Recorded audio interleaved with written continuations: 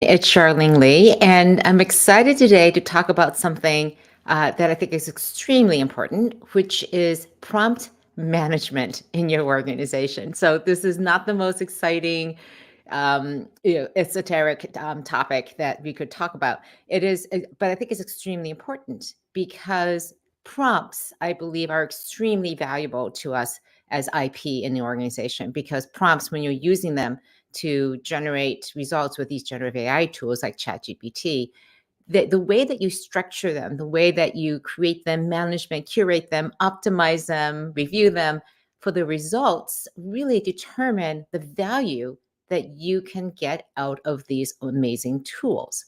So if you want to put together a organizational strategy for using generative AI, then you need to think about prompt management. So I'm going to have some slides today. And also before you do that, please share how you're capturing your generative AI prompts in your organization. What are the best practices that you follow? And I'll show you some examples today, and we'll dive a little bit into the nascent tools that are out there. All right, so you can get my slides here, charlenelee.com/prompts as IP. I'll, to the extent that I can, I'll put it in other places too as well. Thank you, Jay, for joining. I always can count on Jay to put up the links to the URLs because I can't do that on LinkedIn with my live streaming platform. All right, so let's get into that. Let's see. First of all, I want to talk a little bit about why prompts are important. So, first of all, good prompts are the foundation for you getting good results. So, just some ideas of things to include are like define what your role is for the engine. So, tell it is an analyst, it is a copywriter, it is a creator. So, you're giving it certain roles so that it knows what its expertise is going to be. Give it some context. What are you trying to do? Are you giving a presentation? Is it for a particular audience? What are the audience interests and needs? The instructions, actually what you wanted to do, and rules and guidelines about how to do it. So I have a lot more information about how to do that. I did an article back in December, how to craft the perfect prompt. I'll put this into the link to as well into the comments. So that you can see the direct link as well. So the prompts are important because how you do prompts becomes something that's very unique to the way your organization works, to the specific tasks, the team, the department, your industry, your customer set. It's unique to what you do. So you could have a perfect prompt that somebody else uses, and it won't be perfect for you because of the context in which you're asking those questions. So this is a very important idea. Treat your prompts as IP, intellectual property that you want to manage, that is unique to your organization, that is the source of your competitive advantage. So in the same way that you would want to create knowledge management tools, then you want to be able to also treat your prompts as extremely valuable knowledge that you want to have and protect. So a couple ways to actually do this. It is to create a prompt management program. So you can structure the prompt management, and what you want to do is capture it, store it someplace, be able to share it with people across your team, your department, the entire organization. Because the way that you write an email or write a presentation is unique to you, but also to your team, potentially to the entire organization too as well. Find ways to be able to have improvements in this and then review it also because periodically you want to review your prompts to make sure they're in compliance with your security measures and also with any regulations that you may have for your industry.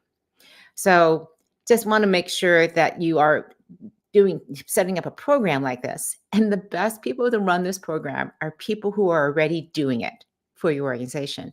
So these are people who are in a knowledge management role or play a significant role in operations. You may be starting out AI operations as it is. So this is, again, a really important thing to understand, not just putting the tools in place, but also to have really good prompt management. So I just want to see and make sure if we have any comments coming in. Again, I would love for you to share what your the ways that you're capturing prompts, either personally or as an organization or as a team. All right, so we have a couple comments here. Again, Jay, hello. Thank you again for posting all those links. Barbara, thank you for joining. And Michelle, hello. Thank you for joining us from Miami. All right, so let's keep going here. One of the ways to think about organizing prompts, I just sort of mentioned it. And it's of course you could do it by task, by department, by role, industry, and customer, but I want to focus on task in particular because it is true that what AI is really good at is not replacing people and jobs. It's actually specific tasks that they do. So the tasks that you have may be very similar from department to department, but maybe a little bit adjusted. So some best practices in prompting it for roles, the context, things like that could be very similar across all of these different groups. So as you can see, it starts getting really complicated. And if you don't know how to how which prompts exist where and how to use it, then it's going to be very difficult to access them and organize them.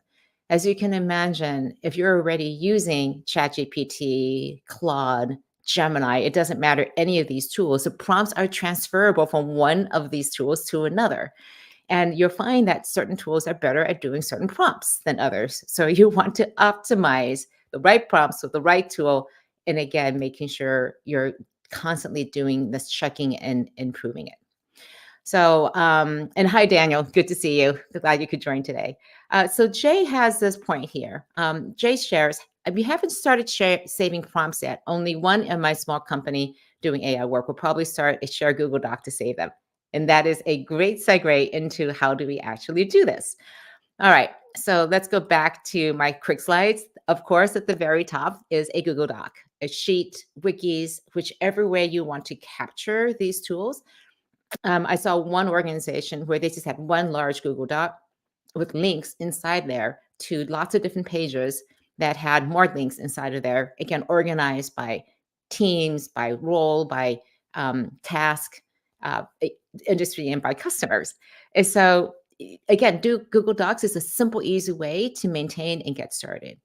If you are using some sort of collaboration or project management platform like Notion or Asana or Coda, then that's another option. I'm going to show you some of the ways that ChatGPT has some built-in features that allow you to uh, do some sort of archiving and saving of prompts. It's basic, but it's a nice way to get the prompts out of at least ChatGPT into one of these platforms. And then we'll go quickly into some dedicated prompt management tools. So I encourage as I go through this that you ask any questions that you may have about best practices and how to use them. And I think it'll be very helpful to others too, as well, if you can ask your questions. All right, let's get into the actual prompts and how you do that. So I wanted to show you just a very simple tool inside of ChatGPT. I'm going to try to make this as big as possible. So inside of any LLM, AI tool, doesn't matter if it's ChatGPT, uh, Claude, or Gemini PI, it doesn't matter. All of them have this little feature that says copy. It's at the very bottom of the results that you get, and you can copy that entire prompt and the results into a document. So you can put that someplace into your prompt management program and tool if you have one, or simply into a Google Doc. So that way you're capturing that essential information someplace. So that's a quick and easy way. So, Jay, as you're starting up your Google Doc, that's an easy way to be able to do that. The other way to do this is to actually use archived chats inside GPT. I'm going to try to make this bigger and hopefully you can see it still. So you go into settings in Chat GPT, you go and hit archive chats, and then you can manage them. And you can see all the archived chats in there. I just realized I did not show how to actually archive the chats themselves. But if you go into Chat GPT, I'm going to see if I can do this live. I'm doing this a little bit on the fly. If you go and hover over Let me see if I can just move over. Yeah. This is going to be fun. Let's see. I'm going to share my screen. Hopefully, it won't die on me. So here we go. Let's see and see what you can see. All right. So this is my chat GPT here. And then you can see here that there's a little thing that says prompt. Under next to the chat, it says archive. So inside, you can archive all of those chats. And then if I want to go into my chat, I can go into my settings. I go and look at my archive chats here, and I can see all my archive chats. So I can download them, trash them, or I'm sorry, unarchive the conversation, but I can see all the chats and I just saved a few here so that you could see how they work. But again, you're running a lot of chats and you may want to save some of them either because you want to go back to them to be able to see what they look like, or I just realized, yeah, there we go. So that way you can actually see all the things that you have saved as chats, either because you want to go back to them or you want to reference them and use them and copy them again. So that's a quick overview of some of the tools that are built into ChatGPT and how you can use them. All right. Another quick example of this is custom instructions, and then also let's see. Is this also my GPTs. So custom instructions are again under the settings area, and you can set up custom instructions to be on that you use all the time. So if you are doing one specific task all the time, this is a great way to make sure you're programming and prompt engineering from the get-go. Every single chat will have these instructions in them. But you can also do something called My GPTs. And since I have it up here, I'm going to just go over back to my GPT. I'll go navigate and show you it. Don't want to delete those. I'm going to go over here to my Bookwise editor. And you can see this is my editor that I use all the time to just give me some very specific, I give it very specific instructions like your development editor. So I'll pull up the instructions themselves. You can see the description. I have some very specific instructions. I can also go back down here and I've uploaded a lot of my content, including outlines, past issues, and I'm slowly going in and actually adding chapters to as well so that it understands the context of everything that I'm doing. So all of these tools, again, you can imagine creating a chat GPT, my GPT, for very specific tasks and roles that you want your AI tool to do constantly. So if it's writing copy for your marketing department for a particular customer, upload that background information, that context, those instructions, and then you always know that's there. So you use that GPT for that. So that's a shortcut way to begin to create some of these, capture some of these best prompts. And again, you can iterate and constantly do things differently. All right. I want to go and talk about some of the tools now. First of all, let me see if there are any comments. Okay, no additional comments at this point. Great. Again, ask questions. I'm going through this very quickly. I just have a little bit more now to add. These are prompt management tools. And I've just started playing with them. Again, I usually keep things in documents or archive chats, but there's some really basic tools like Prompt Plus, Prompt Folder, Prompt Knit. This is I'm going to try and blow this up as much as I possibly can. This is a tool called Prompt Layer. It's a bit of a more advanced tool. You can see that there are version controls here. There are ways to understand how it's generating, how much it's costing, so to speak, in terms of tokens. And then you can see the ways that it's being organized. I don't like the interface so much, but it is really a powerful tool. And some of these other tools like Prompt Leo, Prompt Management Pro, Prompt Teams are really good. One of my favorite tools is Blaze, and it is a simple keyboard snippet. So you hit your / key, you type in a few words, and it fills in text inside of any browser. I use it to fill out things that I have in my email or I'm putting into prompts constantly. So I'm constantly using certain things like you are a development editor or you are a business analyst. and I have some instructions. So I have shortcuts for those particular instructions and roles and contexts. So that's super easy for me to fill those things out. And those are, again, for Blaze, is just one of the tools. But what's really nice is you can share those snippets across teams. And so I think one of the things that I think is so important here is that you be really thoughtful about how you use these things.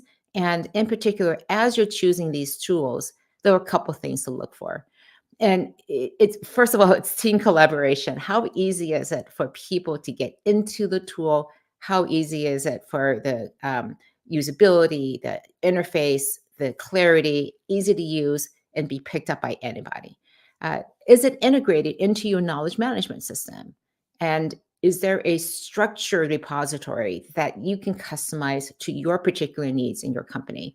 Is there version control? Workflow automation, again, tapping into the integration that you may already have with workflow management. A/B testing is so important. Does it work better on this engine versus that engine? And what are the results? Performance monitoring, what actually works, and very importantly, the ability to have security and compliance reviews on a regular basis. Prompts, one of the dangers of prompts and is that you could be using prompts that may not be appropriate. So how do we track that unless we save them? And because things aren't necessarily archived, it's not there all the time. And if you do archive these things, you want to make sure that you can review them so that they are compliant with any rules or regulations you may have, especially when it comes to security and data controls. So that's a super, super fast review of what is going on with prompts and ways that you can think about creating prompts as IP. I will say this about those prompt management tools. It is early days. And so you may just be perfectly happy doing it through Google Docs and spreadsheets, the way that Jay Bryant was talking about. But I think it's also very importantly that you think about the future too as well. That as you want to scale your prompt management, that these tools are going to become extremely important because you can imagine it gets really woolly when you have everything in a single Google document. So thank you for joining today. I have one other comment here from Barbara. It's always inspiring, Lightning, to learn from you, especially as I still don't know what I don't know. Barbara, we are so all in the same boat here. We are all learning together. So thank you for joining today. And as you are experimenting with these prompt management tools, I would love to hear back from you. What's working? What isn't working? How are you organizing these prompts? Who's actually doing this inside of your organization? Again, it's still really, really early on, and there is a particular need to think about your prompts as IP and as knowledge management, as knowledge that is extremely valuable to your organization. All right, that's what I have for today. Next week, I'm going to be talking about how to assemble your core generative AI team. Again, many organizations may already have this formal team. They may even have an AI council that is executing on a strategy. From what I have seen, this has not been the case. It has been individual efforts, a few people trying things, or maybe an impromptu team that's working on things and just sharing best results. I do feel that if you want to get a head start, creating this team is extremely important. But who should you have on it? Why should they be there? And what is the role and responsibility of this team? So I'll go through all of that next week. All right. I think that's it for today. There are no other comments. And again, I wish you all the best in managing your prompts. It sounds like a tedious, extraneous thing to do, but I can guarantee you, save your prompts, use them regularly, optimize them, test them, and you will find that your results get so, so much better. Okay, until next week, take care, experiment, and stay safe out there. Take care. Bye-bye.